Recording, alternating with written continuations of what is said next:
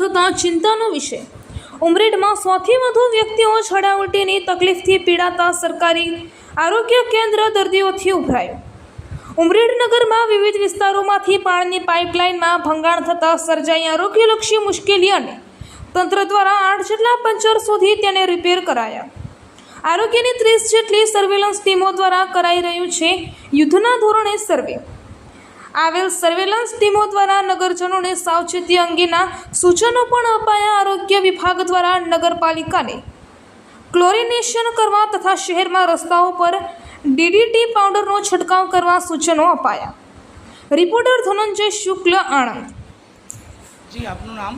Doctor Rajesh Patel, epidemic medical officer, Anand.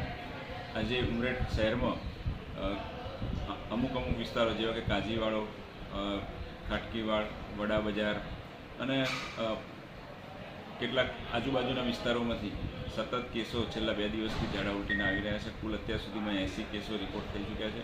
એમાંથી 25 case દાખલ છે, જેમાં તમામને અમે CSC ખાતે સારવાર આપી રહ્યા છે। એ સિવાય પણ અમારી 25 આરોગ્યની ટીમો ઘરે ઘરે ફરીને ક્લોરિનેશન, સર્વેલન્સ, ક્લોરિન ટેબ્લેટનું વિતરણ અને ORS પાવડરનું વિતરણ કરી રહી છે। એ સિવાય અમારી RBSKની ટીમો પણ આરોગ્ય શિક્ષણ અને લોકોને કેવી રીતે આ બીમારીમાંથી બચી શકાય એના માટે ઘરે ઘરે ફરીને પાણી ઉકાળીને પીવું અથવા તો ક્લોરિનવાળું પીવું, ખોરાક તાજો ખાવો, ઢાંકીને ખાવો અને બહારનું કંઈ ખાવું નહીં અને હાથ પગ ધોવા જેવી આરોગ્ય શિક્ષણની વિવિધ માહિતી લોકો સુધી પહોંચાડી રહી છે।